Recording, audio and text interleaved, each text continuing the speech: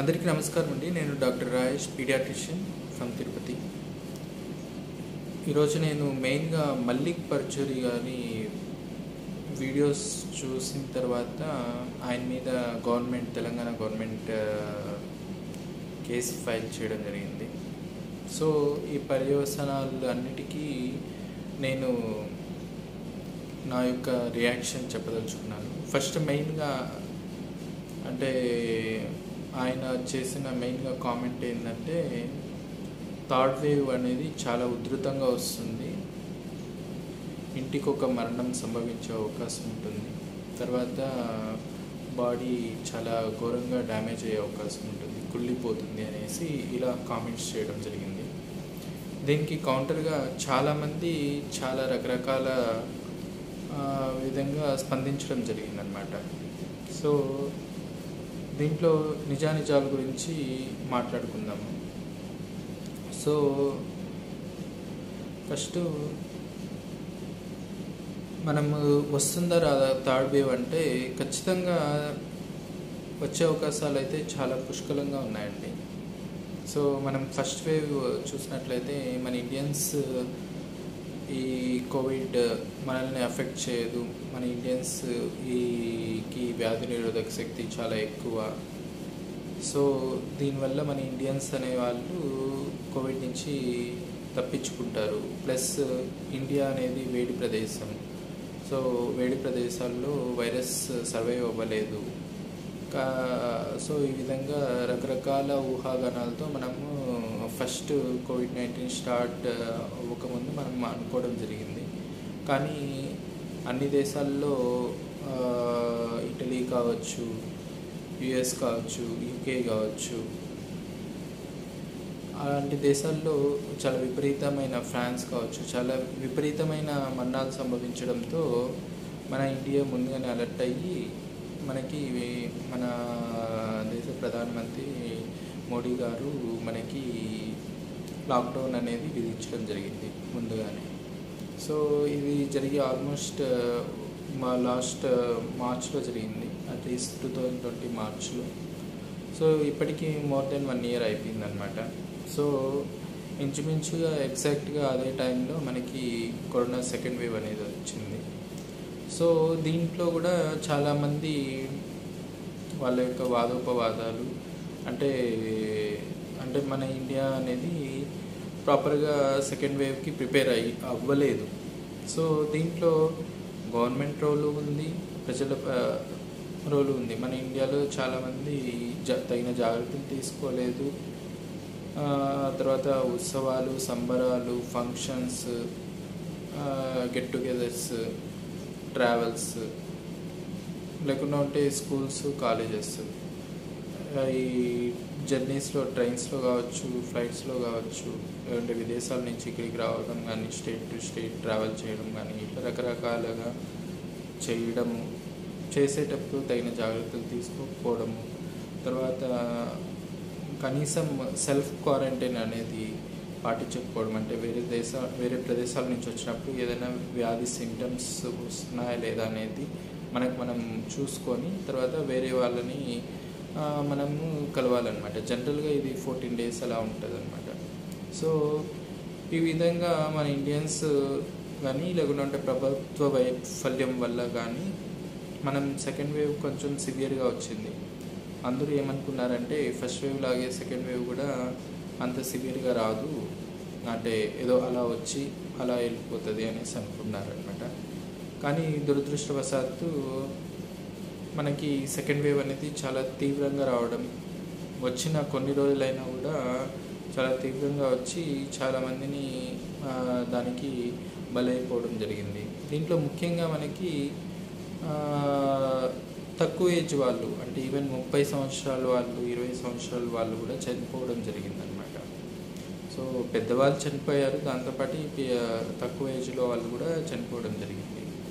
So దీనివల్ల ఏంటంటే government కావచ్చు, ప్రజలు కావచ్చు, కొంచెం ముందుగానే అలర్ట్ అవ్వడం జరిగింది. సో వాళ్ళకి తగిన ఇన్ఫర్మేషన్, అంటే ఇప్పుడు నెక్స్ట్ ఒకవేళ మనకి ఇప్పుడు ఆల్మోస్ట్ సెకండ్ వేవ్ ఎండ్ అవుతుంది. సో థర్డ్ వేవ్ అనేది ఒకటి వస్తుందనేది మనకి సైంటిఫిక్గా మనకి చాలామంది మనల్ని అవేకన్ చేస్తారన్నమాట. సో దీంట్లో నిజాలు ఎంత, దీంట్లో మనం భయపడాలా జాగ్రత్త పడాలా? సో నన్ను అడిగితే భయపడడం వల్ల వచ్చే ఉపయోగం ఏమాత్రం లేదండి. ఖచ్చితంగా జాగ్రత్తలు అయితే ఖచ్చితంగా తీసుకోవాలి. ఎందుకంటే భయపడడం వల్ల నేను చూసింది ఏంటంటే సెకండ్ వేవ్లో వ్యాధి కన్నా కూడా వ్యాధి వల్ల భయంతో చాలామందికి ప్రాణాలు కావచ్చు, లేకుంటే సఫరింగ్ కావచ్చు, ప్రాణాలు పోవడం కావచ్చు, ఇది ఎక్కువ అయిందనమాట. సో భయపడినప్పుడు మనల్ని రక్షించుకునే ఆలోచన శక్తి అనేది నశిస్తుంది. భయం అనేది మనిషి యొక్క ఆలోచనని హరిస్తుంది అనమాట. సో భయంని వదిలి ధైర్యంగా ఆలోచన చేస్తేనే మనం వ్యాధిని మన వరకు రాకుండా కాపాడుకోగలుగుతాం. ఒకవేళ వచ్చినా కూడా తగిన టైంలో ట్రీట్మెంట్ చేసుకోగలుగుతాం. ఒకవేళ కానీ వ్యాధి తీవ్రంగా అయినా కూడా ఓపికగా లేకుంటే ధైర్యంగా దాన్ని పోరాడడం జరుగుతుంది. తగిన వైద్యం కూడా తీసుకోవడం జరుగుతుంది అనమాట. సో ధైర్యం అనేది ఈ కోవిడ్-19 ట్రీట్మెంట్లో చాలా కీలకమైన పాత్ర పోషిస్తుంది అనమాట. సో ఇప్పుడు భయం వల్ల వచ్చే ఉపయోగాల కన్నా నిరుపయోగాలే చాలా ఎక్కువ ఉంటుంది. దీనివల్ల అనవసరమైన ఆందోళన, అనవసరమైన నిద్రలేమి. ఇప్పుడు టెన్షన్ పడితే మనకి సరిగ్గా నిద్ర ఉండదు. నిద్ర లేకపోతే ఆటోమేటిక్గా వ్యాధి నిరోధక శక్తిలో మార్పులు చోటు చేసుకోవడం, ఇవంతా సంభవించే అవకాశం ఉంటుందన్నమాట. సో ఏదైనా అతి అనర్థానికి చేయటం అన్నట్టు మనకి అతిగా భయపడడం అనేది ఎటువంటి విధంగా ప్రయోజనం లేదు. సో మనకి ఈ వ్యాధి ఎలా మనం వ్యాధి మనకి రాకుండా ఎలా కాపాడుకోవాలనే దానికి మనకి తెలుసు. SMS, social distancing, mask and sanitization, and ఇప్పుడైతే వ్యాక్సిన్స్ అన్నమాట. సో ఈ ప్రాపర్గా మనం మెషర్స్ మామూలుగా అందరూ మాస్క్ విషయం చూసినట్లయితే ఎవరు ప్రాపర్గా మాస్క్ వేసుకోరు. మామూలుగా N95 మాస్క్ వేసుకుంటే ప్రొటెక్షన్ వస్తుంది. N95 మాస్క్ కానీ 3M మాస్క్ కానీ లేదంటే కనీసం సర్జికల్ మాస్క్ అన్న వేసుకోవాలి. కానీ మనం చూసినట్లయితే క్లాత్ మాస్క్ వేసుకుంటారు. క్లాత్ మాస్క్ కూడా ముక్కు కూడా సరిగ్గా కవర్ కాకుండా వేసుకుంటారు అనమాట. సో ఇలా మనం తగిన జాగ్రత్తలు తీసుకోకుండా ఎక్కడ పడితే అక్కడ చేతులు పెట్టి తర్వాత చేతుల్ని ప్రాపర్గా శుభ్రం చేసుకోకుండా లేకుంటే శానిటైజ్ చేసుకోకుండా ముక్కులు కానీ లేకుంటే నోరు కానీ లేకుంటే ఐస్ కానీ టచ్ చేస్తే మనం కోవిడ్ అనేది మన బాడీలోకి ఎంటర్ చేసుకున్న వాళ్ళం అవుతాం అనమాట. సో ఇక్కడ మెయిన్గా వచ్చిన ప్రశ్న ఏంటంటే పెద్దవాళ్ళు అయితే కొంచెం జాగ్రత్త పడతారు, చిన్నవాళ్ళని మనం ఎలా కాపాడుకోగలుగుతాము అనేది. సో చిన్నపిల్లల్లో వ్యాధి అనేది ఈ మధ్యకాలంలో కొంచెం ఎక్కువగా చూస్తున్నాము. కానీ అంటే నాట్ అడల్ట్స్లో చూసినంత కాదు, పిల్లల్లో కూడా కొంచెం ఇప్పుడు ఒక ఫ్యామిలీ అంతా ఎఫెక్ట్ అయితే పిల్లలకి పరీక్ష చేసుకున్నప్పుడు వాళ్ళకి పాజిటివ్ వస్తుంది అనమాట. కానీ వాళ్ళలో లక్షణాలు అనేది చూసినట్లయితే చాలామందికి చాలా తక్కువ లక్షణాలు ఉంటున్నాయి. అంటే కేవలం మహా అంటే మనం గుచ్చుడైతే జ్వరం కానీ లేకుంటే జలుబు కానీ అంతవరకే ఉంటున్నాయి అన్నమాట. సో ఈ విధంగా ఒక 90% మంది ఉంటున్నారు. సో ఒక 8 to 9% అనుకోండి కొంచెం మోడరేట్, అంటే కొంచెం దగ్గు ఎక్కువగా రావడం లేకుంటే ఫీవర్ ఎక్కువ రావడం లేకుంటే టెంపరేచర్ ఎక్కువ అయ్యి ఆయాసం లాగా రావడం లేకుంటే ఇంకా నీరసంగా ఉండడం, ఇలాంటి లక్షణాలు కనిపిస్తున్నాయి. సో ఇలాంటి వాళ్ళకి అవసరమైతే మనం హాస్పిటల్లో అడ్మిట్ చేసి ట్రీట్మెంట్ చేస్తున్నాం అన్నమాట. సో ఇంకా మరి సీరియస్ అంటే వాళ్ళకి మామూలుగా ఈ ఆయాసంతో పాటు గుండె హార్ట్ ఇన్వాల్వ్మెంట్ కానీ లేకుంటే షాక్ అంటారు, ఇట్లా అదర్ సిస్టమ్స్ ఇన్వాల్వ్ అయ్యి లేకుంటే ఇట్లా ఫిట్స్ లాగా రావడం కానీ గుండెకి సంబంధించిన కానీ లేకుంటే బ్లడ్కి సంబంధించిన వేరియేషన్స్ రావడం, ఒక్కొక్కసారి దీనికి ఇంకా తీవ్రమైన రూపం అంటే మల్టీ సిస్టమ్ ఇన్ఫ్లమేటరీ సిండ్రోమ్ అనేసి, దాంట్లో చిల్డ్రన్స్కి రావచ్చు, లేకుండా అంటే న్యూనేట్స్కి అంటే మరీ పురిటి పిల్లలు కూడా రావచ్చు, ఒకవేళ మదర్ కానీ అట్లా ఇన్ఫెక్ట్ అయితే. సో ఈ విధంగా రకరకాల ఉంటుందన్నమాట. సో దీనికి తగ్గట్టుగా మేము తగిన పరీక్షలు చేసుకొని దానికి తగ్గట్టుగా మేము ట్రీట్మెంట్ చేయడం జరుగుతుంది. సో పరిస్థితులు బట్టి వైద్యం చేస్తామన్నమాట. సో ఇది చాలా తక్కువ మంది, దీంట్లో కూడా చాలామంది వైద్యానికి బాగా రెస్పాన్స్ వస్తుంది. చాలా చాలా చాలా చాలా తక్కువ మంది మాత్రమే చనిపోవడం జరుగుతుంది. అది కూడా చాలా తక్కువ మంది. ఎవరైతే ట్రీట్మెంట్కి ముందుగా రాకుండా నెగ్లిజెన్స్ చేసి అట్లా ఎవరైనా ఉంటే తప్పిస్తే అది కూడా చాలా రేర్గా చనిపోవడం జరుగుతుంది. ఎక్కడ మనం కేసెస్ అయితే ఫ్రీక్వెంట్గా అయితే అలా కేసెస్ అయితే చూడట్లేదు అనమాట. సో ఇది ప్రస్తుతం ఉన్న పరిస్థితి. సో ఇప్పుడు థర్డ్ వేవ్కి మనం ఆల్రెడీ రెడీ అయినామా అంటే ఆల్మోస్ట్ మనము ఇప్పటికీ ఒక ఇంచుమించుగా 30 కోట్ల మందికి అంటే 28 కోట్ల మందికి మనము వ్యాక్సినేషన్ చేసుకోవడం జరిగింది. మామూలుగా మన ఇండియా జనాభా ఇంచుమించు 138 కోట్లు అంటే 140 కోట్లు అనమాట. సో దీంట్లో మనం ఇంకా 100 కోట్ల మందికి వ్యాక్సినేషన్ ఇవ్వాలి. దాంట్లో చిన్నపిల్లలకి మనం ఇప్పుడే వ్యాక్సినేషన్ ఇవ్వలేము. ప్రస్తుతానికైతే 18 years పైన వాళ్ళకు మాత్రమే వ్యాక్సినేషన్ అనేది అప్రూవ్ చేశారనమాట. సో మనకి ఇప్పుడు మనము మిగతా 18 సంవత్సరాల పైన ఉండే వాళ్ళందరికీ కానీ వ్యాక్సినేషన్ ఇచ్చినట్లయితే మనకి వ్యాధి అనేది రాకుండా కాపాడలేము. ప్రస్తుతం ఉన్న పరిస్థితికి ఖచ్చితంగా రాదు అని చెప్పలేము, కానీ వ్యాక్సిన్ వేసుకున్న వాళ్ళకైతే వ్యాధి తీవ్రంగా కాకుండా ఉండడం గమనించాము. తర్వాత వ్యాధి సంక్రమించినా కూడా చావు అంటే డెత్ వరకు పోకుండా ఈ వ్యాక్సిన్ అనేది కాపాడడం జరిగిందనమాట. సో వ్యాక్సిన్ అనేది ఖచ్చితంగా ప్రొటెక్టివ్. సో మనం ఎస్ఎంఎస్తో పాటు వ్యాక్సిన్ కూడా వేసుకున్నట్లయితే ఇప్పుడు మనము వ్యాధి నుంచి మనం ప్రొటెక్షన్ తీసుకున్న వాళ్ళం అవుతాం. సో మనం ఇక్కడ ఇండైరెక్ట్గా గుర్తుపెట్టుకోవాల్సింది ఏంటంటే పిల్లలు వాళ్ళంతటా వాళ్ళు వ్యాధిని తెచ్చుకోలేరు. ఖచ్చితంగా ఎవరి దగ్గర నుంచైనా సంక్రమించాలి. అంటే ఎవరు పేరెంట్స్ కావచ్చు, గ్రాండ్ పేరెంట్స్ కావచ్చు, రిలేటివ్స్ కావచ్చు, లేకపోతే పక్కన పిల్లలు కావచ్చు, ఆడుకునే పిల్లలు కావచ్చు, లేకుంటే స్కూళ్ళల్లో కానీ కాలేజెస్ కానీ కొంచెం పెద్ద పిల్లలు అయితే కాలేజెస్లో కానీ ఇక్కడ సంక్రమించే అవకాశం ఉంటుందన్నమాట. సో మనం ఎక్కడైతే ఈ ప్రొటెక్షన్ అనేది మనం పూర్తిగా మనం ఒక వలయంలాగా కాపాడుకుంటామో అప్పుడు మనం ఖచ్చితంగా ఈ వ్యాధిని అనేది మనము పిల్లలకి సంక్రమించకుండా అట్ ద సేమ్ టైం అడల్ట్స్కి అంటే పెద్దవాళ్ళకి సంక్రమించకుండా మనల్ని కాపాడుకున్నట్లు అవుతుంది అనమాట. సో ఇప్పుడు నేను ముఖ్యంగా ఇంకొక మెయిన్ పార్ట్ ఏంటంటే పిల్లల విషయంలో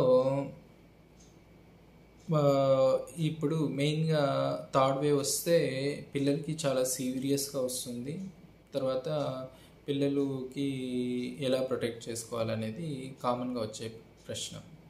సో నేను ఏం చెప్తానంటే పిల్లలకి కొంచెం మనము హైజీనిక్ ప్రాక్టీసెస్ అనేది అలవాటు చేయాలి.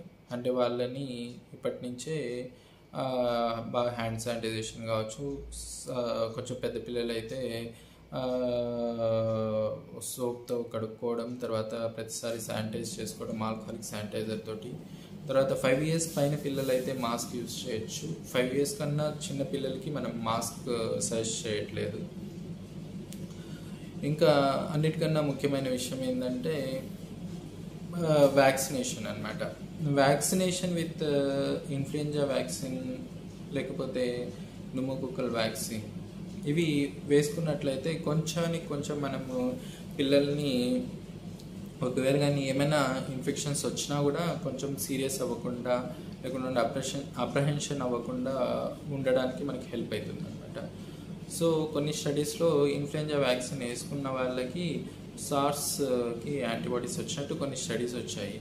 సో దీంట్లో ఎంతవరకు మనం నమ్మవచ్చు అనే దానికన్నా కూడా ఈ సీజన్ టైంలో ఫ్లూ వ్యాక్సిన్ వేసుకోవడం వల్ల పిల్లలకి చాలా ఉపయోగం జరిగే అవకాశం ఉంటుందన్నమాట. 6 నెలలు దాటిన పిల్లవాళ్ళు ఎవరైనా సరే ఫ్లూ వ్యాక్సిన్ వేసుకోవచ్చు. తర్వాత ఒకవేళ కానీ ఇంతకుముందు న్యూమోకోకల్ వ్యాక్సిన్ పోనట్లయితే వాళ్ళు కూడా న్యూమోకోకల్ వ్యాక్సిన్ వేసుకుంటే కొంచెం వాళ్ళకి బెనిఫిట్ ఉంటుందన్నమాట. సో ఇంకొకటి all the vaccine preventable vaccines ఏవైతే ఉన్నాయో అవన్నీ వేసుకోవడం వల్ల చాలా మంచి జరిగే అవకాశం ఉంటుందన్నమాట. ఇది మెయిన్ థింగ్ అన్నమాట. సో ఇప్పుడు నేను ముఖ్యంగా ఏంటంటే ఈ మల్లిక్ పర్చూరి గారి వీడియోస్లో ఆయన చాలా కొన్ని స్టేట్మెంట్స్ పాస్ చేయడం జరిగింది. దీంట్లో ఫస్ట్ థింగ్ ఏంటంటే కొన్ని క్వశ్చన్స్కి నేను పర్టికులర్ ఆన్సర్ ఇస్తాను అనమాట. ఫస్ట్ థింగ్ బ్రోమ్హెక్సిన్ అని సిరప్. సో బ్రోమ్హెక్సిన్ వాడండి, వ్యాక్సిన్ రెప్లికేట్ అది ఈ వైరస్ అనేది రెప్లికేట్ కాకుండా హెల్ప్ అవుతుంది అనేసి. దీంట్లో మనకి పెద్ద ప్రాబ్లం ఏం లేదండి. సో బేసిక్ థింగ్ ఏంటంటే ఈ వీళ్ళ యొక్క వీడియోస్ వైరల్ అవడం వల్ల చాలామందికి బ్రోమ్హెక్సిన్ మీద సపోర్టివ్గా పేపర్స్ ఉన్నాయి, బట్ మనకు అవైలబిలిటీ లేకపోవడం వల్ల మేము దాన్ని ప్రిస్క్రైబ్ చేయలేకపోయామన్నమాట. సో ఇంకా అదర్ యాంటీవైరల్స్ ఏంటంటే మనకి పెద్దవాళ్ళు అయితే యాంటీవైరల్ యాక్షన్ ఉన్న డాక్సిసైక్లిన్ కానీ ఐవర్మెక్టిన్ కానీ ఇలాంటివి మేము ఇస్తున్నాము. మెయిన్గా ఐవర్మెక్టిన్ అనేది ప్రొఫైలాక్సిస్కి కొంతమందికి ఇవ్వచ్చు అనేసి ఉందన్నమాట. సో కానీ దీనికి స్పెసిఫిక్ కాంట్రా ఇండికేషన్స్ ఉన్నాయి. ప్రెగ్నెంట్ ఉమెన్ కానీ లేకుంటే చిల్డ్రన్ బిలో 5 years కానీ మేము వీటిని కాంట్రాడిక్ట్ చేస్తున్నాం అనమాట, వాళ్ళకి ఇవ్వట్లేదు అనమాట. ఇంకా అదర్ యాంటీవైరల్స్ అంటే మనకి కొన్ని డ్రగ్స్ ఉన్నాయి. ఫావిపిరావిర్ అనేసి ఉంది, ఓసల్టామావిర్ ఉంది, కొన్ని యాంటీ రిట్రోవైరల్ డ్రగ్స్ ఉన్నాయి. సో కామన్గా యూస్ చేసేది ఏంటంటే లాస్ట్ ఇయర్ ఇంట్రడ్యూస్ చేసిన ఫావిపిరావిర్ అయితే కొంచెం మనకి క్లినికల్గా మేము యూజ్ చేయడం జరిగింది, కానీ పెద్దవాళ్ళకి, చిన్నపిల్లలకి యూజ్ చేయట్లేదు, ప్రెగ్నెంట్ ఉమెన్కి కూడా యూజ్ చేయము. సో దీంట్లో ఏమంటే మనకి పాజిటివ్ ఇంపాక్ట్ అయితే కనపడిందండి. సో ఫావిపిరావిర్ యూజ్ చేసిన వాళ్ళల్లో మనము చాలామంది సీరియస్ అవ్వడం జరగలేదు. సో వీళ్ళ ప్రాబ్లం ఏంటంటే ఖచ్చితంగా మేము సైడ్ ఎఫెక్ట్స్ కోసం టెస్ట్లు అవన్నీ చేసుకుంటూనే ఒక క్రమ పద్ధతిలోనే ఇవ్వడం జరిగిందనమాట. ఇంకా మెయిన్గా రెమ్డెసివిర్ గురించి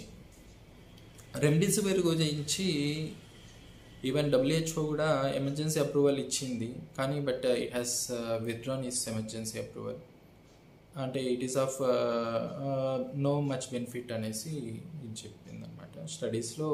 కొన్ని స్టడీస్లో 7 days అడ్మిషన్ని ఒక 5 daysలోనే డిశ్చార్జ్ చేయొచ్చు అనే విధంగా ఉంది అనమాట. కానీ వాట్ ఈస్ ప్రాక్టికల్ రియాలిటీ ఏంటంటే those who are with coming late, so లేట్గా వచ్చిన వాళ్ళు, సీరియస్గా ఉన్న వాళ్ళకి మేము రెమ్డెసివిర్ ఇచ్చిన వాళ్ళకి చాలామందికి ఇంప్రూవ్మెంట్ అయితే ఉందన్నమాట. సో దిస్ ఈస్ ఇంతకుముందు అయితే గవర్నమెంట్ ఎమర్జెన్సీ అప్రూవల్ ఇచ్చింది కాబట్టి మేము with patient discussion we have given. కానీ ఇప్పుడు బికాజ్ WHO కూడా ప్రోటోకాల్ లిస్ట్లో తీసేసింది కాబట్టి we will discuss 1-to-1 discussion. With 1-to-1 discussion we may give. So this is what is the present scenario. కానీ మనం చూసినట్లయితే అనేక గవర్నమెంట్ హాస్పిటల్స్లో రెమ్డెసివిర్ ఇంజెక్షన్ డాక్టర్స్ ప్రిస్క్రైబ్ చేసినప్పుడు రెమ్డెసివిర్ ఇంజెక్షన్ ఇవ్వడం జరిగిందనమాట. సో నెక్స్ట్ ఇంపార్టెంట్ ఏంటంటే స్టిరాయిడ్స్ ఫస్ట్ వీక్లో మేము ఇవ్వద్దు అనేది ఆయన చెప్పడం జరిగింది. దీంట్లో ఖచ్చితంగా వాస్తవం అయితే ఉంది. So when we are having positive clinical symptoms, అంటే కొంచెం ఏమైనా ఇన్ఫెక్షన్ చాలా అధికంగా ఉంది, లేదంటే సిఆర్పి లెవెల్స్ ఎక్కువ ఉన్నాయి, లేకుంటే ఈఎస్ఆర్ పెరిగిపోయింది, లేదు ఇంకా ఆయాసం ఎక్కువ అవుతుంది, లేకుంటే సాచురేషన్ తక్కువ అవుతుంది, లేదంటే హార్ట్ బీట్ పెరుగుతుంది, ఈ సైటోకైన్ స్టార్మ్ స్టేజ్లో ఉంది, ఇట్లా మేము పాజిటివ్ సిమ్టమ్స్ ఏమైనా ఉన్నట్లయితే మేము దానికి తగ్గట్టుగా ఈ స్టెరాయిడ్స్ ఇవ్వడం జరుగుతుంది. దీంట్లో ఫస్ట్ ఎవరైనా ఉన్న లోడోస్ స్టెరాయిడ్స్ ఇస్తారనమాట. అంటే ఆల్మోస్ట్ పర్ వెయిట్ 1 mg/kg లెక్కన ఇస్తాము. వైలేని మరీ నీడ్ ఉంటే హైడోస్ స్టెరాయిడ్స్ ఇస్తామన్నమాట, పల్స్ డోస్ లాగా. దీన్ని ఆయన మల్లిక్ గారు కొంచెం ఫస్ట్లో వక్రీకరించి మెస్సీకి లింక్ చేస్తున్నారనేసి అట్లా రకరకాల వీడియోస్ పెట్టడం జరిగింది. అప్పుడు డాక్టర్స్ కొంచెంమంది స్పందించడం జరిగింది. కానీ దాంట్లో కొంచెం మంచి ఉండడం వల్ల నేను ఆ టైంలో ఏమీ పెద్దగా రియాక్ట్ అవ్వలేదన్నమాట. సో ఎర్లీ స్టెరాయిడ్స్ వల్ల పాజిటివ్ కన్నా కూడా నెగిటివ్స్ ఉంటుంది, కానీ but steroids are definitely life savers అండి.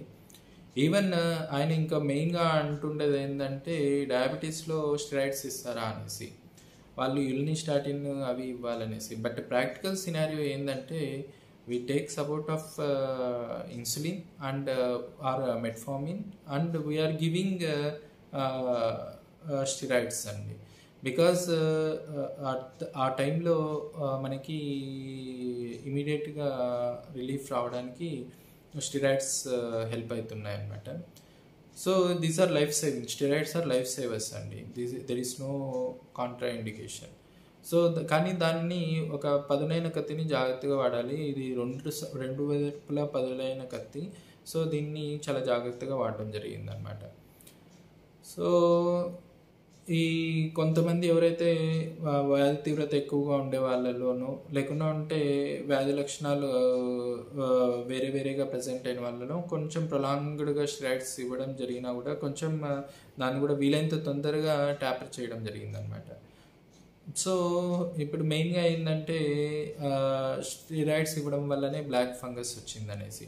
కానీ బ్లాక్ ఫంగస్ కొన్ని స్టడీస్లో స్టెరాయిడ్స్ ఇవ్వని పిల్లలకి వచ్చింది, ఇవ్వని వాళ్ళకి వచ్చింది, పిల్లలకి కూడా వచ్చిన కేసెస్ చూసాము. సో దీనికి ఏ కారణం ఏంది అనేది మనకి ఇంతవరకు ఇంకా ప్రాపర్గా లేదు. కానీ వన్ ఇంపార్టెంట్ రిస్క్ ఫ్యాక్టర్స్ ఏంటంటే స్టెరాయిడ్ యూసేజ్ అనేది వన్ ఇంపార్టెంట్ రిస్క్ ఫ్యాక్టర్ అండి. At the same time poor diabetic control, అంటే వాళ్ళకి డయాబెటీస్ ఉన్న వాళ్ళకి డయాబెటీస్ ప్రాపర్గా కంట్రోల్ చేయకపోవడం వల్ల, లేకపోతే ఇన్సులిన్ వాడే వాళ్ళు ఇన్సులిన్ సరిగ్గా వాడకపోవడమో, లేకుండా ఉంటే మెట్ఫార్మిన్ టాబ్లెట్స్ ఉన్న వాళ్ళు మెట్ఫార్మిన్ యూజ్ చేయకపోవడము, ఇట్లా రకరకాల స్ట్రెస్ వల్ల కావచ్చు. సో ఇలాంటివంతా కూడా కొంచెం కాంట్రిబ్యూటింగ్ ఫ్యాక్టర్స్ అన్నమాట. ఇంకా మెయిన్గా ఈ మెంతులు, తర్వాత ఆల్మండ్స్, లేకుండా ఉంటే సెసామిస్, లేకుండా ఉంటే కలోంజీ సీడ్స్, ఇవంతా దీనికి మేము పెద్దగా ఇవంతా కామన్గా మనం వంటలో వాడుకునేటివి, లేదంటే స్పెషల్ ఇన్స్ట్రక్షన్స్ ఇచ్చినప్పుడు మామూలుగా ఇంట్లో పెద్దవాళ్ళు చెప్తుంటారు, ఇట్లా పలానా ఇబ్బంది వచ్చినప్పుడు అది వాడండి ఇది వాడండి అనేసి. మీరు ఇంట్లో వాడుకుంటే మాకు వచ్చిన నష్టం అయితే ఏం లేదు, మీ వరకు మీరు వాడుకోండి. కానీ but this is not at the cost of taking medicines. మీరు మెడిసిన్స్ వదిలేసి డేంజర్ సిమ్టమ్స్ని నెగ్లెక్ట్ చేసి కనీసం పల్స్ ఆక్సిమీటర్ రీడింగ్స్ కూడా చూసుకోకుండా హార్ట్ రేట్ ఎట్లా అవుతుంది, సాచురేషన్ ఎట్లా అవుతుంది, లేకుంటే బీపీ ఎట్లా ఫ్లక్చుయేషన్స్ అవుతుంది, లేకుంటే ఆయాసంగా ఉండే వాళ్ళని కూడా నెగ్లెక్ట్ చేసి ఏదో ఇంట్లో హోమ్ రెమెడీస్ అనేసి అవి ఇవి వేసుకొని రేపు మంచిగా అయిపోతారు, ఎల్లుండి మంచిగా అయిపోతారు అనేసి వెయిట్ చేసుకుంటా నిండా సీరియస్ అయిన తర్వాత డాక్టర్ దగ్గరికి తీసుకొని వస్తే డాక్టర్ కూడా ఏం చేయలేడు. అది నేను మెయిన్గా చెప్పదలుచుకున్నాను అనమాట. మీరు మెయిన్గా ఏంటంటే సైంటిఫిక్ దృక్పథం అనేది చాలా ఇంపార్టెంట్ అండి. మీరు మీ నమ్మకాలు మీరు పాటించుకోవచ్చు, మీరు కానీ అవి నమ్మకాలు లాగా ఉన్నంత వరకు ప్రాబ్లం లేదు. కానీ అది మూఢనమ్మకాలు, అంటే అనవసరమైన మూఢనమ్మకాల వల్ల మంచి జరగదు, చెడు జరుగుతుంది. నమ్మకాల వల్ల ఒకసారి మంచి జరిగితే జరగచ్చు, కానీ అది ఛాందసవాదం లాగా ఉండకూడదు అనమాట. సో మెయిన్ థింగ్ దాని గురించి నేను స్ట్రెస్ చేయదలుచుకున్నాను. సో ఇదే పాయింట్లో నేను I want to stress upon certain other people. ఇప్పుడు ఒక ఆయన రెడ్డి గారు అనేసి వైరాలజిస్ట్ అనేసి వచ్చారు. ఆయన అదే నోబెల్ నామినీ అనేసి చెప్పారు. ఆయన చెద్దన్నం తింటే మనకి కోవిడ్ రాకుండా మనల్ని మనం ప్రొటెక్ట్ చేసుకోవచ్చు, ఈ ప్రోబయాటిక్స్ అనేది కోవిడ్కి అగెనిస్ట్గా యాక్ట్ చేస్తుంది అనేసి చెప్పడం జరిగింది. దీంట్లో ప్రోబయాటిక్స్ అనేది బాడీకి మంచిదే అండి. So there is nothing against that. But what is important is ఆయన ఏం చెప్పారంటే అది తింటే ఇంక ఇది రాదు, అలా విధంగా చెప్పారనమాట. సో ఈ విధంగా మనము ఒక యూనిలేటరల్ స్టేట్మెంట్స్ ఇచ్చి జనాల్ని ఒక నోబెల్ నామినీ అనే ప్రాచుర్యంతో ఒక స్టేట్మెంట్ పాస్ చేసినప్పుడు అది హ్యూజ్ ఇంపాక్ట్ క్రియేట్ చేస్తుంది అనమాట. అందులోనూ ఆయన ఇంటర్వ్యూస్లో ఆయన ఏం చెప్పడం జరిగిందంటే మాస్క్ తీసేవాలి అనేసి చెప్పడం జరిగింది. సో ఈ మాస్క్ తీసేస్తే యాజ్ ఐ సెడ్, ఎవరు చెప్పినా నేను చెప్పినా ఎవరు చెప్పినా కూడా only SMS and vaccines are going to prevent from getting corona అనమాట. అంటే ఈ social distancing, mask, sanitization and vaccines ఇవి పాటిస్తే మాత్రమే మనం కరోనాని మనకి దగ్గర నుంచి రానికుండా మనం కాపాడుకుంటాం అనమాట. సో ఇట్లా ఆ రెడ్డి గారు అది చెప్పారనేసి, లేకుండా అంటే ఇంకా కొంతమంది డైట్ ఎక్స్పర్ట్స్, ఫర్ ఎగ్జాంపుల్ వీరమాంజనేయులు గారు, ఆయన కీటో డైట్ కానీ లేకుండా అంటే ఇంకేదో డైట్ ఫార్ములాస్, మీరు డైట్ ఫార్ములాస్ని ఇప్పుడు ఒక హ్యూజ్ ఇంపాక్ట్ క్రియేట్ చేసే స్టేజ్లో ఉండేటప్పుడు మీరు ఫాల్స్ అష్యూరెన్సెస్, ఈ డైట్ తీసుకుంటే కోవిడ్ రాదు, అవి చేస్తే కోవిడ్ రాదు, అలాంటి ఫాల్స్ అష్యూరెన్సెస్ ఇవ్వడం వల్ల మంచి జరిగే అవకాశం చాలా తక్కువ అండి. అంటే ఏంటంటే యువర్ ఇన్ఫర్మేషన్ ఎట్లుండాలంటే మీరు ఇది ట్రై ఇది చేసుకోవచ్చు, అంతేగాని not at the cost of taking medication and not at the cost of life. అంటే మీరు ఫాల్స్ ఇన్ఫర్మేషన్ ఇవ్వడం వల్ల వాళ్ళు టేక్ ఇట్ గ్రాంటెడ్గా తీసుకొని ఓన్లీ ఆ డైటరీ ప్రాక్టీసెస్ మాత్రమే ఇచ్చేసుకొని మెయిన్గా కోవిడ్ యొక్క సిమ్టమ్స్ కానీ సైన్స్ కానీ లేకుంటే సీరియస్ సిమ్టమ్స్ కానీ నెగ్లెక్ట్ చేయడం వల్ల వచ్చే బెనిఫిట్స్ కన్నా నెగిటివ్ ఎఫెక్ట్సే చాలా ఎక్కువ అనమాట.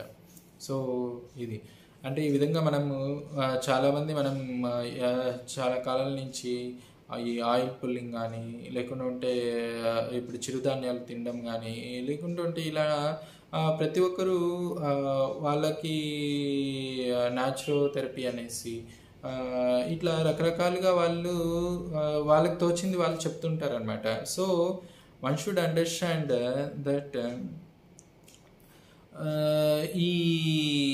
ఇప్పుడు మనకి చిరుధాన్యాలు అంటే ఏంటండి, దాంట్లో కూడా ఇప్పుడు రైస్ తిన్నా, చపాతీ తిన్నా లేకుండా ఉంటే చిరుధాన్యాలు తిన్నా కూడా when it is taken in right proportions it will have almost same impact అండి. అంటే కొన్నిట్లో కొన్ని పాజిటివ్స్ ఉంటాయి, కొన్నిట్లో కొన్ని నెగిటివ్స్ ఉంటాయి. ఓవరాల్గా ప్రాపర్ డైట్ కంట్రోల్, అంటే మనకి హై గ్లైసమిక్ ఇండెక్స్, ఒకవేళ షుగర్ అనేసి మెయిన్గా షుగర్ అనేసి అంటుంటారు.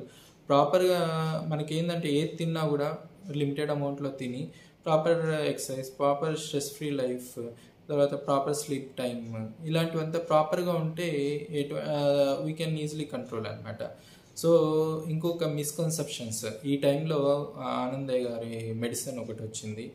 ఆనందయ్య గారి నాటు ముందు ఆయన ఇప్పుడు ఆయన లెవెల్లో వరకు ఆయన నమ్మి ఏదో వాళ్ళ ఊర్లో వాళ్ళు ఎవరో తీసుకుంటే దానివల్ల వచ్చే గ్రాస్ ఇంపాక్ట్ ఏమి ఉండదు, కానీ ఏమి నెగిటివ్ ఇంపాక్ట్ ఏమి ఉండదండి. ఎవరో నమ్మే వాళ్ళు పోయి తీసుకుంటారు, కానీ దీన్ని మీడియా కావచ్చు లేకుంటే పొలిటికల్గా కావచ్చు గ్రాస్గా హైప్ చేసి ఇక్కడికి పోతే కోవిడ్ తగ్గిపోతుంది అనే విధంగా విపరీతమైన ప్రాపగండా చేయడం వల్ల సైన్స్ని సపోర్ట్ చేసే వాళ్ళు చాలామంది దానికి అగైనెస్ట్గా పోరాటం చేయడం జరిగింది. దానివల్ల మనము చాలా ఉపద్రవం నుంచి బయటపడ్డాం అనమాట. ఒకవేళ కానీ ఆ గ్యాదరింగ్ అని ఒక రోజులో 80 మెంబర్స్ ఇలా ఒక 10 రోజులు కానీ జరిగింటే ఆల్మోస్ట్ చాలామంది అరౌండ్ 8 lakhs పీపుల్ 10 రోజులు జరిగితే 8 lakhs అది వాళ్ళు ఇంకెంతమందికి స్ప్రెడ్ చేసి ఉంటారు. సో ఒక mass gathering at the time off peak of the pandemic కానీ జరిగింది అంటే దానివల్ల ఎంత నెగిటివ్ ఇంపాక్ట్ కానీ హెవాక్ కానీ వచ్చింటుందో మనము ఊహకే అందింటుంది అనమాట. సో అది ప్రాపర్ టైంలో ప్రాపర్గా యాక్షన్ తీసుకోవడం వల్ల, దాన్ని స్టాప్ చేయడం వల్ల చాలా వరకు మనము నెగిటివ్ ఎఫెక్ట్స్ రాకుండా కాపాడుకోవడం జరిగింది. మీరు ఇండివిజువల్గా మీరు ఆయన తయారు చేసే విధానం చెప్పారు, మీరు కావాలంటే పాటించుకుంటే పాటించుకోవచ్చు, లేదంటే లేదు, అది మీ ఇష్టం. This is up to your thing.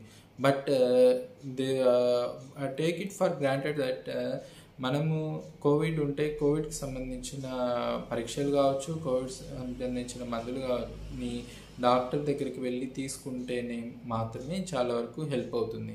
మీరు ఇట్లా మీ ఇష్టం వచ్చినట్టు ఏదో చేసుకుంటూ ఉంటే ఒకసారి మంచి జరిగినంత వరకు ఎవరు ఏమీ అనరనమాట.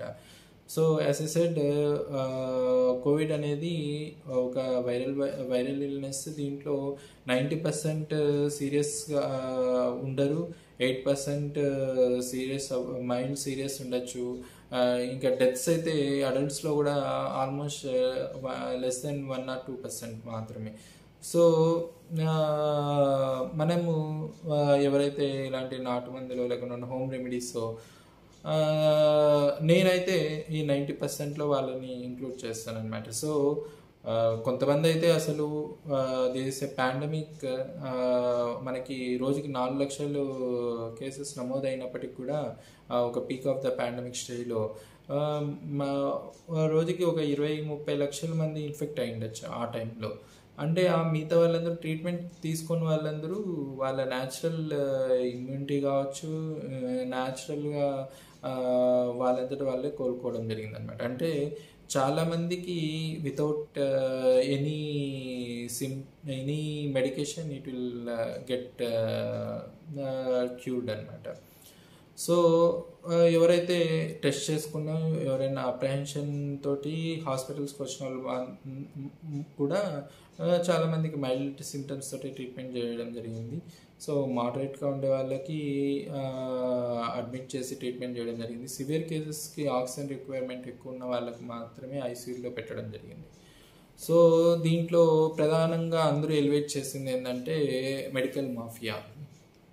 సో మెడికల్ మాఫియా అనేది ఎవరి చేతుల్లో ఉంది, కార్పొరేట్స్ అనేది ఎవరి చేతుల్లో ఉంది, డ్రగ్స్ కంట్రోల్ అంతా ఎవరి చేతుల్లో ఉంది, చిన్న చిన్న హాస్పిటల్స్ కానీ డాక్టర్స్ కానీ దీంట్లో ఎంతవరకు ఇన్వాల్వ్ అయినారనేసి మనం చూసినట్లయితే, so most of the corporate hospitals అనేది ఫారిన్స్ ఫండెడ్ కావచ్చు, లేకుంటే పెద్ద పెద్ద బడా బిజినెస్ మ్యాగ్నెట్స్ కావచ్చు, లేకుంటే పెద్ద పెద్ద బడా పొలిటీషియన్స్ కావచ్చు, వాళ్ళ చేతుల్లో వాళ్ళ సంస్థలే అన్నమాట.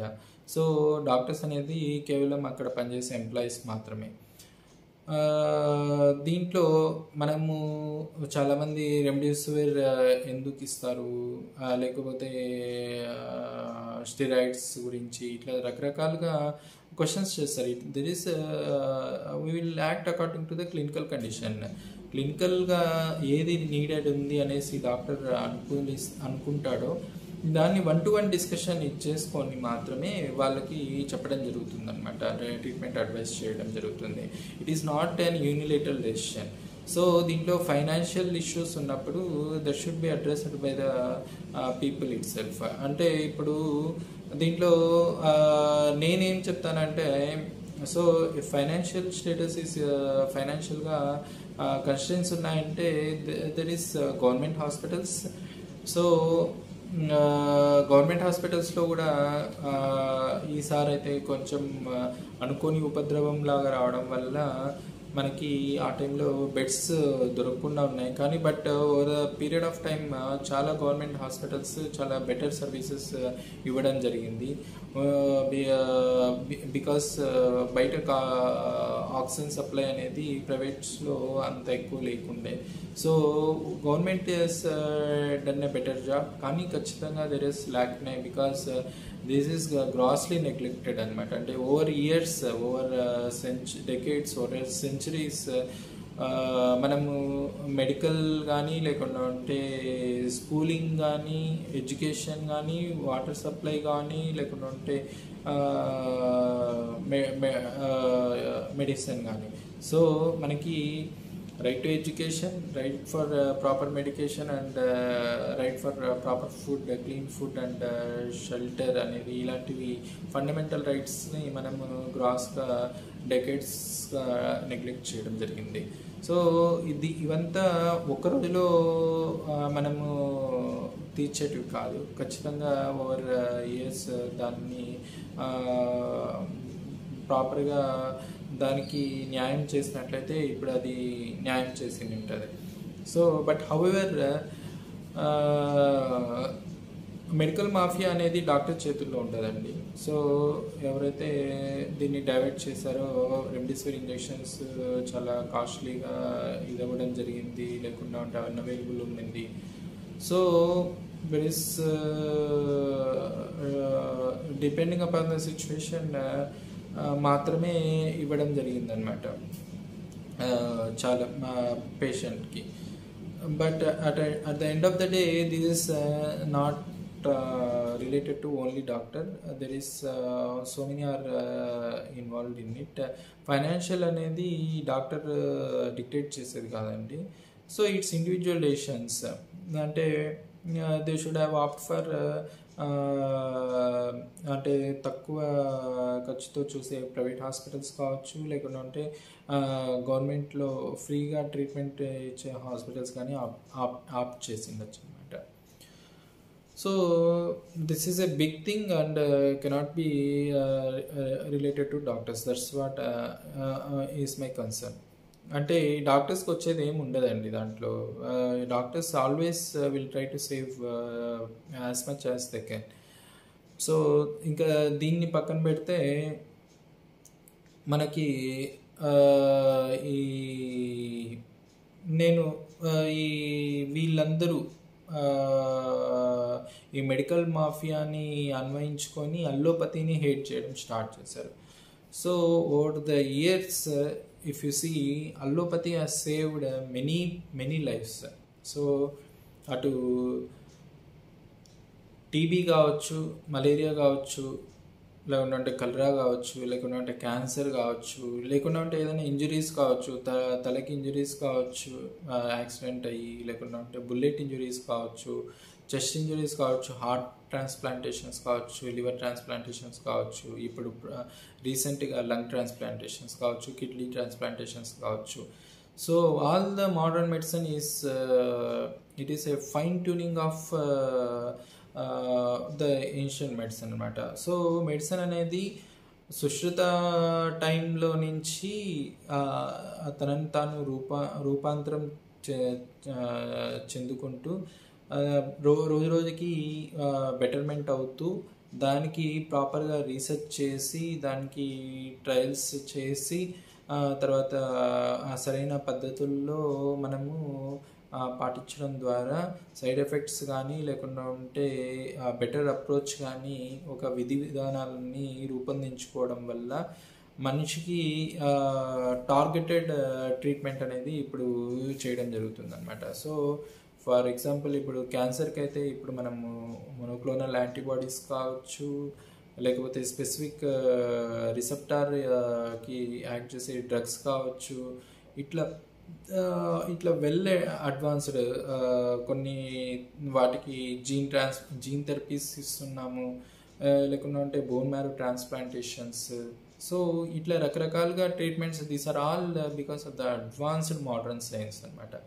ఎప్పుడైనా కామన్గా అందరూ ఇది చేస్తుండేది ఏంటంటే ఆయుర్వేద కానీ లేకుంటే ఇదంతా కూడా సైడ్ ఎఫెక్ట్స్ లేనిది, ఓన్లీ అల్లోపతి మాత్రం సైడ్ ఎఫెక్ట్స్ ఉండేది. So whenever we are dealing with big things always there will be side effects అండి. సో మనం we are dealing with some complicated things and complicated medicines, definitely there will be certain side effects. Side effects లేకుండా ఉంటుంది అనేసి నేను చెప్పట్లేదు, but will be ready for certain side effects and will be keeping ready with all the necessary things అనమాట. అవన్నీ ఆయుధాలు లాగా పక్కన సమకూర్చుకొని మేము ట్రీట్మెంట్ చేయడం జరుగుతుంది. ఇంకా ఒక ఆయన పెద్ద ఆయన వచ్చి పతంజలి రామ్దేవ్ బాబా గారు ఈ కోవిడ్-19 ట్రీట్మెంట్లో కావచ్చు అలోపతి చాలా ఫెయిల్ అయింది, దీనికి ఈ ఆనందయ్య మెడిసిన్ వచ్చినప్పుడే దాన్ని అన్వయించుకొని ఓన్లీ ఆయుర్వేదం కానీ లేకుంటే ఇదే బెటర్ మెడిసిన్ అన్నట్టు. తర్వాత ఇంకా ఈ మనకి షుగర్ వ్యాధి అనేది ఈ ఈ ఇన్సులిన్ కానీ వీటి వల్ల పెద్ద ఉపయోగం లేదు అన్నట్టుగా చెప్పడం జరిగిందనమాట. సో దీంట్లో ఎట్లా అంటే నేను ఒకటి నిండుకుండా తొనకదు అన్నట్టు. So empty part full part sounds చేయవన్నమాట. హాఫ్ ఫిల్డ్ పార్ట్స్ మాత్రమే ఈ సౌండ్స్ చేస్తాయి. సో ఇక్కడ సగం సగం నాలెడ్జ్ అనమాట. సో వెన్నెవర్ సగం సగం నాలెడ్జ్ ఉంటుందో అప్పుడు వీళ్ళు రకరకాలుగా స్పందిస్తుంటారు. సో ఫస్ట్ ఆఫ్ ఆల్ డయాబెటీస్లో there are 2 types of diabetes, type 1 and type 2. Type 1లో అది చిల్డ్రన్స్లో వచ్చేది, మా టైప్ 2 అనేది పెద్దవాళ్ళల్లో వచ్చేది జనరల్గా. సో చిన్నపిల్లల్లో వచ్చినప్పుడు ఏంటంటే కంప్లీట్గా ఇన్సులిన్ ప్రొడక్షన్ అనేది కంప్లీట్గా స్టాప్ అయినప్పుడు మనకి టైప్ 1 డయాబెటీస్కి మనము ఆ ఇన్సులిన్ ట్రీట్మెంట్ ఇచ్చి మనము దానికి వైద్యం చేయడం జరుగుతుందన్నమాట. సో వెరస్ టైప్ 2 కిందకు వచ్చినట్లయితే టైప్ 2 అనేది మనము దీంట్లో లైఫ్ స్టైల్ మాడిఫికేషన్స్ కావచ్చు, ఆహార నియమాలు కావచ్చు, ఇలా these are commonly associated with improper food habits కావచ్చు, ఇంప్రాపర్ ప్రాపర్ లైఫ్ స్టైల్ లేకపోవడం వల్ల కావచ్చు, లేకుంటే హెరిటరీ అంటే వంశపారంపరంగా వచ్చే కొన్ని ఇబ్బందుల వల్ల కావచ్చు. సో దీన్ని ఏం చేస్తాం మేము, లైఫ్ స్టైల్ మాడిఫికేషన్స్ అంటే ఫుడ్ కానీ లేకుంటే ఈటింగ్ హ్యాబిట్స్ కానీ లేకుంటే నిద్ర హ్యాబిట్స్ కానీ లేకుంటే ప్రాపర్ ఎక్సర్సైజెస్ కానీ ఇవంతా ప్రాపర్గా రోజుకు 1 గంట సేపు ఎక్సర్సైజ్ చేయమంటాం. లేకుంటే ఫుడ్ లిమిటెడ్గా ఎక్కువ సార్లు తినాలి అని చెప్తాం. తర్వాత ఎక్కువ హై షుగర్ కంటైనింగ్ అవాయిడ్ చేయమని చెప్తాము. తర్వాత జంక్ ఫుడ్స్ అవాయిడ్ చేయమని చెప్తాం. లేకుంటే ఈ మీట్ కానీ ఇలాంటివి వీక్లీ వన్స్ కానీ, లేకుంటే ఇంకా ఎంత వీలైతే ఒకవేళ లిపిడ్ ప్రొఫైల్స్ అవన్నీ ఎలివేట్ అయ్యంటే ఎంత వీలైతే అంత లిమిట్ చేయమని చెప్తాము.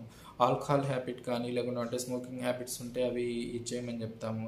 తర్వాత ప్రాపర్గా వాటర్ తీసుకోమని చెప్తాం. So there are so many life style modifications అనమాట. సో మీరు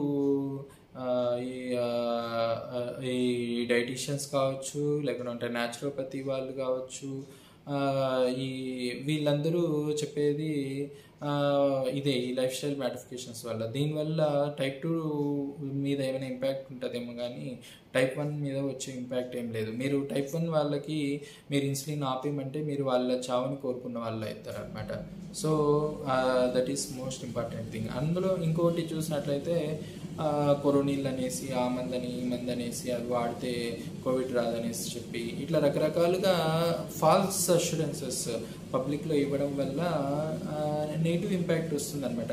రామ్దేవ్ బాబాకి అంతమంది ఫాలోవర్స్ ఉంటారు. సో ఫాల్స్ అష్యూరెన్సెస్, ఫాల్స్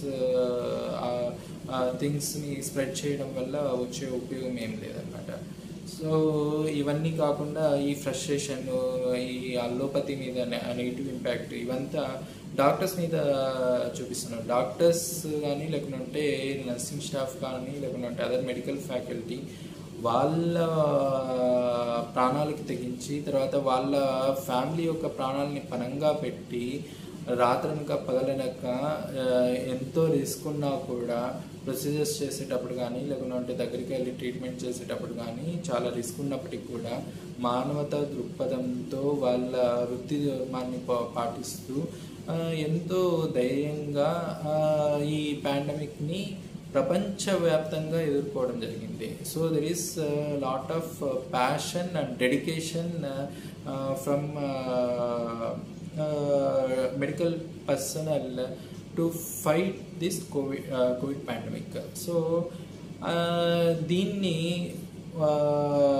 ఏదో వాళ్ళకి ఆల్టర్నేటివ్గా ఏదో ఒక సోర్స్ కానీ, లేకుండా ఒక వెలుగు కానీ వాళ్ళకి కనిపిస్తే, ఇప్పుడు మా డాక్టర్స్ని నెగ్లెక్ట్ చేయడము, ఇప్పుడు డాక్టర్సే ఈ మెడికల్ మాఫియాకి కారణమండము, తర్వాత ఖచ్చితంగా ఇంత సీరియస్ అయ్యే వాళ్ళల్లో చనిపోవడం అనేది జరుగుతుంది. అందరినీ సేవ్ చేయడానికి ఇది ఎటువంటి పరిస్థితుల్లో జరగదు. కానీ డెత్ అయినప్పుడు డాక్టర్స్ నిర్లక్ష్యం అనేసి స్ప్రెడ్ చేయడము. సో ఇవంతా this is completely unacceptable things from public అనమాట. చూసినట్లయితే మొన్న ఒక డాక్టర్ని ఆల్మోస్ట్ అస్సాంలో చాలా విపరీతంగా చిన్న యంగ్ ఏజ్ డాక్టర్ అనమాట విపరీతంగా కొట్టడం జరిగింది, ఒక చనిపోయిందనేసి. So that is because of oxygen కొరత కోసం అనేసి. So this purely should be fulfilled by higher officials అనమాట. అక్కడ డాక్టర్ రోల్ చాలా తక్కువ. ఇంకొకటి డెంగ్యూ కేసు విషయంలో కర్ణాటకలో ఒక డాక్టర్ని ఆల్మోస్ట్ స్కాల్ప్ బయటకు కనిపించే విధంగా కొట్టడం జరిగింది. సో దీంట్లో క్రూయల్ ఇంటెన్షన్స్ అనమాట. అంటే పేషెంట్ మనము ఇది నేను తోటి ఫ్రెండ్స్ కానీ ఫేస్బుక్లో కావచ్చు, లేకుంటే వాళ్ళ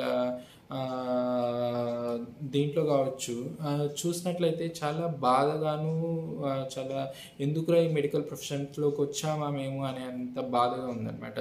సో అది సాడిస్టిక్ ఆనందం పొందుతున్నారు. అంటే డాక్టర్స్ని కానీ కొట్టినట్లయితే అబ్బా బాగా జరిగిందిరా, ఇలాగనే జరగాలి, ఇంకా అందరినీ ఇట్లానే చేయాలి, ఇంట్లో సాడిస్టిక్ యాటిట్యూడ్ ఈస్ దేర్ అనమాట. So this is really డిస్హార్టనింగ్.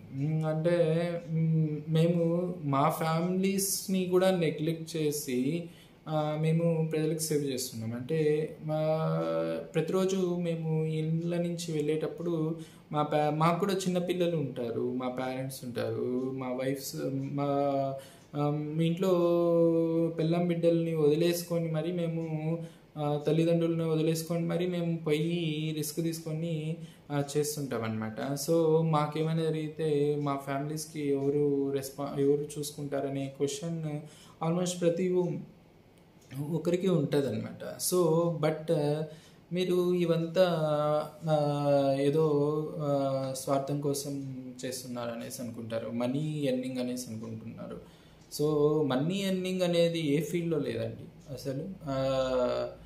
ఒక యాక్టింగ్ ఫీల్డ్లోకి వస్తే ఒక సినిమాకి ఒక యాక్టర్ ఎంతో సంపాదిస్తాడు.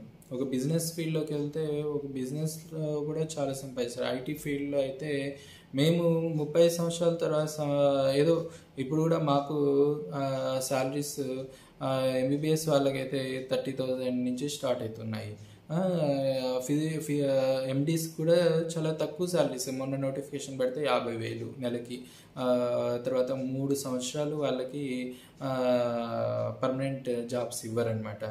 సో ఇట్లా రకరకాలుగా పూర్ శాలరీస్, పూర్ థింగ్. తర్వాత ఆల్మోస్ట్ 14-15 years చదవడంలోనే మా జీవితం అంతా హరించుకుపోతుంది. So by the end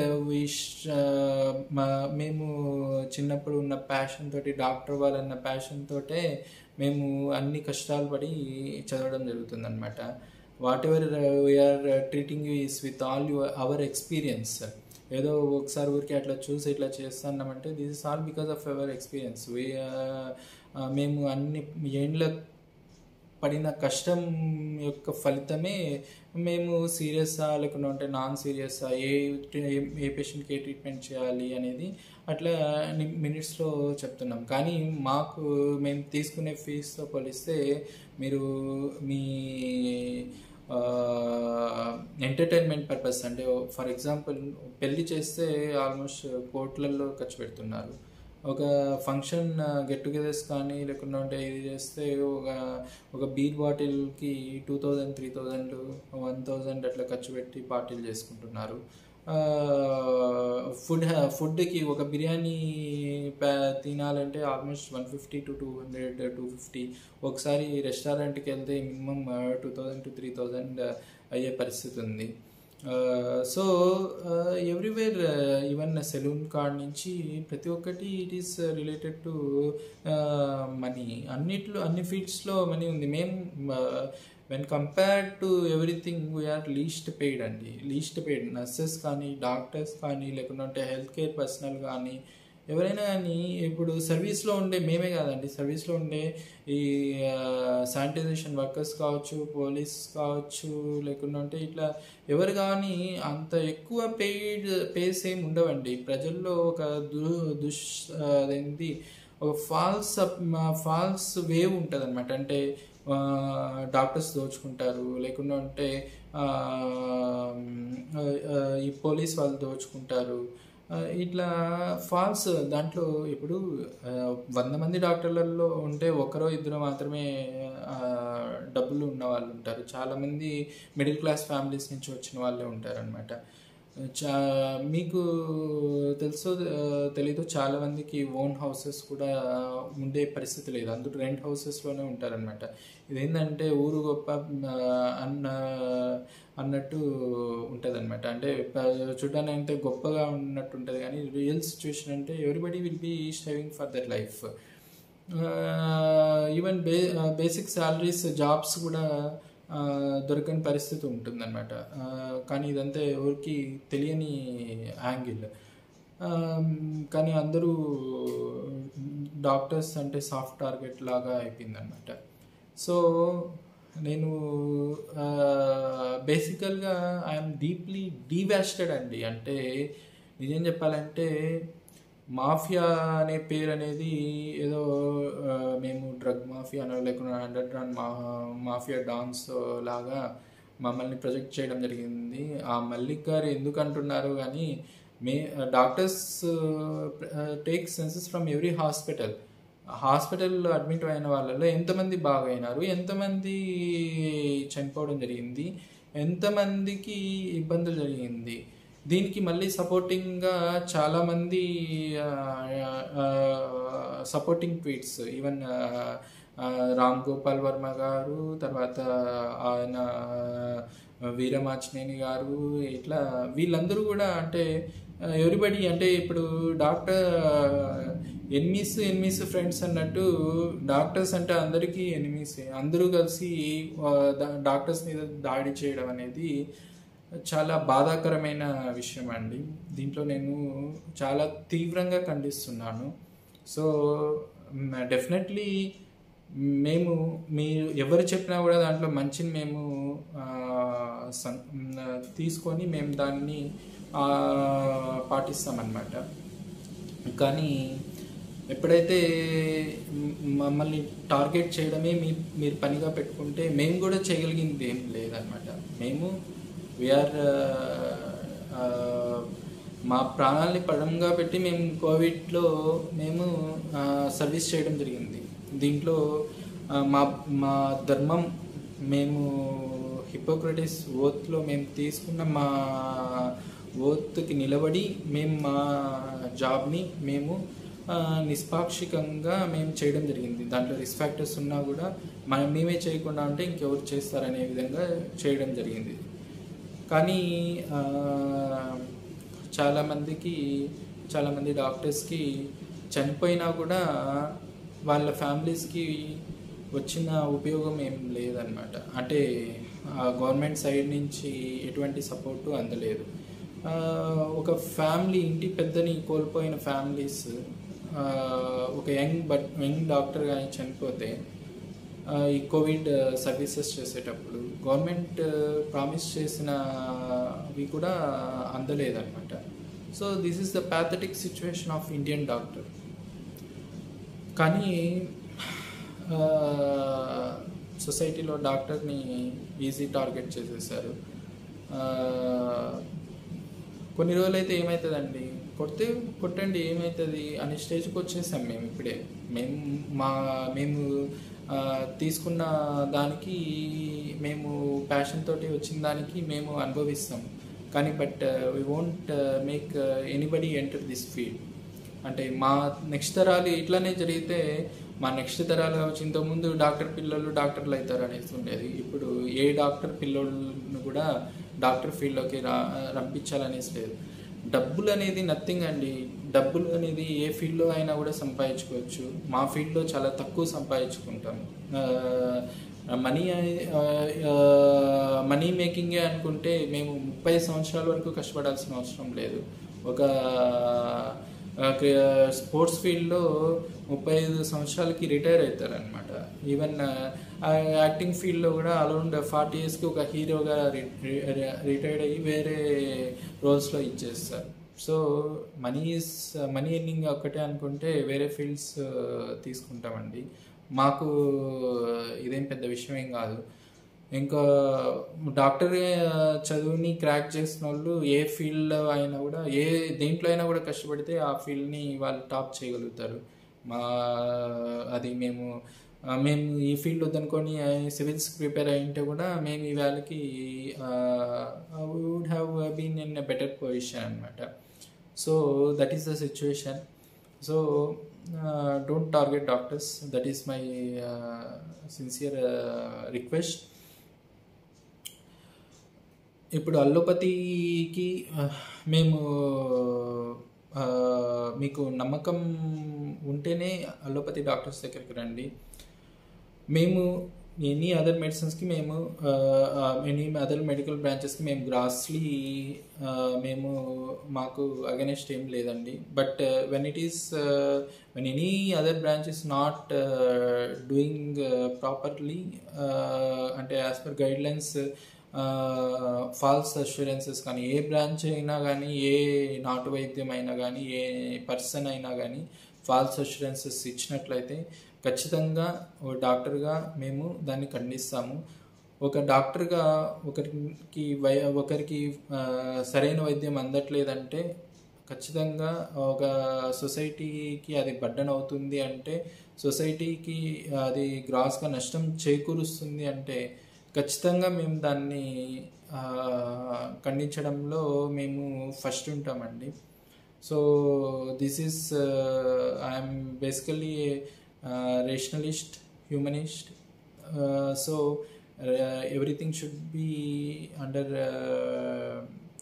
proper explanation and proper humanitarian values ఉండాలి ప్రతి దేన్నైనా కూడా.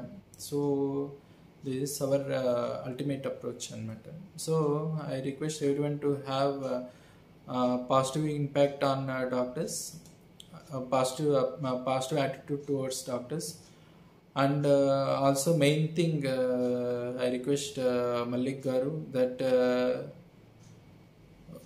we will follow only scientific based evidences, and we are doing justice and for our patients. So this is what is my explanation. Thank you.